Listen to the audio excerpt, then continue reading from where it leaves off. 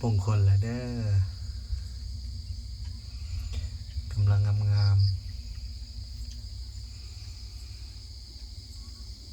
กำลังตุ้ยกำลังพี่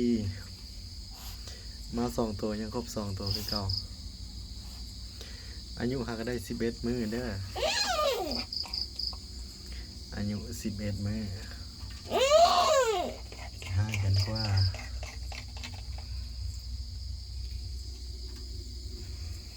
นี่5 โลพี่น้อง5 โลรอบนี้ให้ลูกหน่อยคนให้ลูกหน่อยนี่ก็รอบใดที่ว่าให้ลูกหน่อยเนาะ2 ตัว 3 ตัวนี่ก็มีข้อดีได้พี่น้องลูกสิใหญ่งามลูกสิใหญ่สิอ้วนเลี้ยงลูกดีเนาะ